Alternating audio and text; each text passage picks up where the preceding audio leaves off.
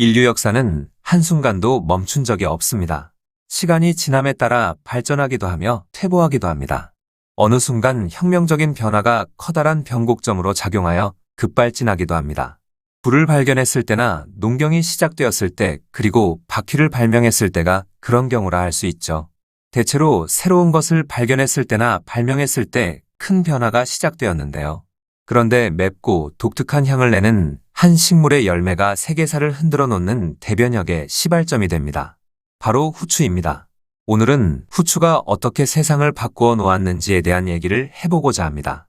재밌게 보시고 내용이 괜찮으면 좋아요, 구독 부탁드립니다. 인류는 생존을 위해 음식을 먹어야만 합니다. 그렇기 때문에 음식을 오래 보관하는 것은 생존과 직결되는 당면의 문제였는데요. 그래서 찾아낸 방법이 소금에 절여낸 염장입니다. 특히 육식을 즐겨했던 유럽인들은 겨울을 나기 위해 기르던 동물을 잡아 소금에 절여 보관했는데요. 이 염장이 우리가 알고 있는 소시지, 햄, 베이컨입니다. 그런데 염장은 시간이 지나면 지날수록 꼬릿한 냄새가 심해져 비위를 맞추기가 어려웠는데요. 이 문제를 해결하지 못하던 유럽인들에게 동방으로부터 한 줄기 빛이 찾아옵니다. 인도와 대륙 서쪽에 위치한 바닷가에는 커다란 나무를 휘감고 올라가는 덩굴 식물이 있습니다. 이 식물의 열매가 푸릿푸릿할 때 따서 햇빛에 말리면 쭈글쭈글해지면서 검게 변하는데요. 이 열매가 바로 후추입니다. 후추는 특유의 매운맛과 향이 입맛을 돋우기 때문에 고대로부터 무척 사랑받는 식재료였는데요. 동서양을 막론하고 일부 특권층만 사용할 정도로 귀한 대접을 받았습니다. 고대 이집트에서는 미이라를 만들 때 방부제로 사용하기도 했는데요. 살균 효과도 뛰어났던 것이죠. 메소포타미아와 이집트는 일찍부터 인도와 무역을 시작했기 때문에 후추를 알고 있었는데요. 유럽의 후추가 알려진 시기는 기원전 4세기경 알렉산더의 동방원정 이후입니다. 헬레니즘 시대가 시작되면서 인도로부터 후추를 이용한 조리법이 전달된 것이죠. 냄새나는 염장을 먹어야만 했던 유럽인들은 후추의 효능을 알고 경악하게 됩니다. 후추는 고기의 노린내도 없애주었으며 방부제의 효능도 있어 고기가 쉽게 상하는 것을 막아주었습니다. 후추가 가미된 풍미한 맛에 반한 것입니다. 맛의 신세계를 경험한 유럽인들은 후추 없이는 고기를 먹지 못할 정도로 입맛을 사로잡은 것이죠. 로마인들의 후추 사랑은 못 말릴 정도로 각별했는데요. 요리책 아피시우스에 나오는 500여 개의 레시피 중 대부분 요리에 후추가 사용될 정도로 인기가 있었다고 합니다. 그러나 후추는 누구나 쉽게 구할 수 있는 상품이 아니었는데요. 당시 후추 무역을 주도했던 해양 세력은 동남아시아 출신의 오스트로네시아인입니다. 원양항해가 가능한 쌍동선을 만들어 세계에서 가장 먼저 대양을 넘나들었는데요. 동남아시아와 인도 그리고 아라비아 반도를 연결하는 해상무역로를 개척한 사람들입니다. 이들로부터 비밀스럽게 후추를 넘겨받은 나바테아인들은 지중해 연안의 도시에서 유럽인들에게 비싼 가격에 팔았던 것이죠. 로마에서 거래된 후추의 가격은 동일한 무게의 금과 비슷할 정도로 비쌌다고 합니다. 후추는 귀족들만의 특권이었으며 평민들은 엄두도 내지 못했죠. 부와 권력의 상징이었습니다. 음식에 금가루를 뿌리는 것과 같았죠. 나바테아인들의 비밀스런 독점은 로마가 이집트를 정복하면서 깨지는데요. 로마인들은 홍해 무역로를 개척하여 인도의 토우국과 직접 교역하기 시작합니다. 인도와 유럽을 직접 연결하는 홍해 무역로가 열린 것이죠. 충분한 양의 후추가 유럽에 공급되기 시작합니다. 대항해 시대 이전 향신료붐을 로마인들이 일으킨 것이죠. 후추 무역의 중심지였던 알렉산드리아는 한 곳으로 벌어들이는 수익이 엄청났다고 합니다. 당시 로마가 후추 무역로를 통제할 때는 적절한 시장 원리가 작동한 셈이죠. 로마 시대부터 시작된 유럽인들의 후추 사랑은 서로마가 무너진 후에도 변하지 않았는데요. 유럽의 귀족들은 후추로 범벅된 요리를 고급스럽게 여겼기 때문이죠. 새로운 요리법이 만들어지면서 수요는 날로 높아만 갑니다. 그러나 7세기경 아라비아 반도에서 이슬람 세력이 발흥하면서 변수가 발생합니다. 후추를 유럽에 공급하던 지중해 연안의 도시들이 이슬람 세력에게 넘어간 것이죠. 물량과 가격이 통제되기 시작합니다. 전통적인 홍해 무역로와 함께 페르시아만을 경유하는 후추 무역로가 추가됩니다. 아라비아 상인들은 인도로부터 후추를 독점 매입해 베네치아 상인들에게 비싸게 팔았죠. 후추를 파는 아라비아 상인들의 꼼수가 빛을 발하는데요. 그중 하나가 후추나무를 지키는 뱀 이야기입니다. 아라비아 상인들은 후추나무를 지키는 독사가 있다는 소문을 퍼뜨립니다. 때문에 후추를 채취하려고 하면 독사가 달려들기 때문에 나무에 불을 질러 뱀을 쫓아내야 했으며 이때 후추도 불에 그을려 검은색을 띠게 된다는 것이죠. 목숨 걸고 채취한 후추인 만큼 높은 가격을 받아야 한다고 거짓말을 한 것입니다. 아라비안 나이트에 나올 법한 뜬 소문을 만들어 신비주의 마케팅 기법으로 활용한 것이죠. 시장 원리에 사기술이 가미된 절묘한 마케팅을 구사해 가격을 통제한 것입니다. 아라비아 상인들로부터 후추를 구입해 유럽에 팔던 베네치아 상인들은 죽을 맛이었는데요.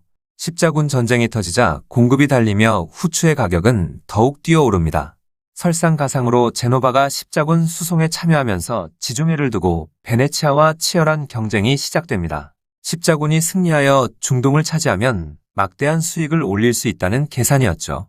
십자군 전쟁 기간 동안 후추는 북유럽까지 알려지게 되었으며 중세 봉건체제의 신분과 지위의 상징으로 변질되기 시작합니다. 그러나 십자군 전쟁은 결국 실패로 돌아갔으며 이후 지중해를 두고 수세기에 걸친 두 도시의 경쟁은 베네치아의 승리로 막을 내리는데요. 베네치아는 이슬람 세력 맘루크와 계약을 통해 유럽 전역에 대한 후추 무역을 독점하며 막대한 부를 축적하게 됩니다. 십자군 전쟁의 앙금을 뒤로하고 베네치아와 맘루크가 손을 잡은 것이죠. 상인 집단의 이권에 대한 욕망이 종교적 신념을 초월한 것입니다. 당시 베네치아가 후추를 독점하면서 얻은 경제적 가치는 중세 봉건 영주들이 상상도 할 수 없을 정도였는데요. 독점의 경제학이 위력을 발휘한 것이죠. 베네치아는 최강의 함대를 운영하면서 지중해 곳곳의 식민지를 경영하기 시작합니다. 베네치아가 큰 성공을 거두자 대서양연안의 해안국가인 포르투갈과 스페인을 자극했는데요. 후추 무역에 참여해 큰돈을 벌고 싶은 욕망을 참을 수가 없었던 것이죠. 그러자 이슬람과 베네치아가 독점한 전통적인 후추 무역로가 아닌 다른 루트를 통해 인도로 가는 길을 찾기 시작합니다. 성공만 한다면 일확천금이 보장되었기 때문입니다. 먼저 행동에 나선 나라는 포르투갈인데요. 엘리케 왕자를 포함한 포르투갈 왕족은 새로운 무역로를 개척하는 것이 미래라는 비전을 가지고 아프리카를 돌아 인도로 가는 계획을 세웁니다. 리스본을 출발한 포르투갈 탐험대는 단계적으로 바닷길을 개척하기 시작했는데요. 1434년 보자도르고제 도착하여 전진기지를 세웠으며 1444년 베르데고를 거쳐 1487년에는 아프리카 최남단 희망봉에 도착합니다. 그리고 1498년 포르투갈 탐험가 바스코 다가마는 아프리카 해안선을 따라 북상해 마침내 인도 캘리컷에 도착하는데요. 후추를 찾기 위한 70년의 노력이 결실을 보게 됩니다. 인도로 가는 새로운 항로가 열린 것이죠. 역사적인 대항해 시대의 서막을 알린 것입니다. 뒤통수를 맞은 베네치아는 경제적 공동체인 맘루크를 부추겨 포르투갈을 견제하는데요. 사주를 받은 맘루크는 동맹 세력인 구자라트와 연합하여 함대를 출동시키지만 기후 앞바다에서 패배합니다. 연합함대를 격파한 포르투갈은 인도 서부 고아의 식민지를 건설하고 1515년 페르시아 만에 있는 호르무즈를 점령하면서 인도양을 통제하기 시작합니다. 후추 무역을 독점하면서 재미를 크게 본 포르투갈은 말레이 반도 끝단에 위치한 말라카 해협을 장악하고 내친김에 동아시아까지 무역로를 확대하는데요. 후추를 찾아 개척한 무역로에 차와 도자기 등 새로운 상품이 추가된 것입니다. 한편 스페인도 인도를 찾아 대서양을 횡단한 끝에 아메리카에 도착하지만 이미 원주민이 거주하고 있었으며 후추는 찾지 못합니다. 인도가 아니었던 것이죠. 대신 아즈텍, 마야, 잉카 등 원주민 문명을 차례로 제압하고 엄청난 금을 얻은 스페인은 최강 함대를 꾸려 대서양을 통제하기 시작합니다. 또한 마젤란이 거둔 세계 일주위성과로 태평양을 발견한 스페인은 지구에서 가장 큰 바다 2개를 활보하는데요. 마침내 인도네시아 몰루카 제도에서 그토록 원하던 후추를 얻게 됩니다. 또한 식민 정책을 통해 풍부한 노동력을 확보하면서 설탕과 고무와 같은 플랜테이션 농장과 광산 개발이라는 새로운 돈벌이 수단을 찾게 됩니다. 신항로가 황금알을 낳기 시작한 것이죠. 전 세계의 물적 자원과 인적 자원을 싹쓸이하는 식민과 약탈 경제가 시작된 것입니다. 세계 곳곳에서 식민지를 두고 충돌을 벌이던 포르투갈과 스페인은 트로데사야스 조약을 맺어 이해 충돌을 방지합니다. 세계 지도를 놓고 수직으로 일직선을 그은 다음 한쪽은 스페인이 다른 쪽은 포르투갈이 반씩 나눠 갖기로 한 것이죠. 스페인과 포르투갈이 주도하던 신항로 경쟁에 네덜란드, 영국, 프랑스 등 서유럽 국가들이 참여합니다. 이들은 전 세계를 무대로 식민지 쟁탈전을 벌이는데요. 식민주의라는 경제 논리와 제국주의라는 정치 논리가 망령으로 다가온 것이죠. 세계사에 유례없던 이데올로기가 작동한 것입니다. 후추로 시작된 독점 경쟁이 대항해 시대를 거치면서 세계사의 흐름을 완전히 바꿔놓은 것이죠. 한편 후추 무역을 독점하며 유럽의 돈을 긁어모았던 포르투갈이 당황하기 시작합니다. 오스만이 급부상하면서 포르투갈의 후추 독점이 깨졌기 때문이죠. 동로마를 멸망시킨 오스만은 이슬람 세력 맘루크를 정복하며 중동과 아프리카 그리고 유럽을 아우르는 대제국을 건설한 것입니다. 오스만은 로마가 개척한 지중해와 홍해 인도를 잇는 전통적인 후추 무역로를 복원하는데요. 홍해 입구인 아덴을 전진기지 삼아 포르투갈의 인도 식민지 고아를 공격한 것이죠. 호르무즈를 점령한 포르투갈이 아라비아해를 통제하기 위해 아덴을 여러 번 공격했으나 결국 실패로 돌아갑니다. 결과적으로 후추가 유럽으로 들어오는 무역로가 2개로 늘어난 셈이죠. 오스만이 공급을 통제하자 유럽의 후추 가격은 다시 폭등하기 시작합니다. 그러자 네덜란드, 영국, 프랑스 등 서유럽 국가들이 포르투갈이 개척한 무역로를 통해 후추 무역에 뛰어들었는데요. 왕실과 합작한 동인도 회사의 경쟁이 시작된 것이죠.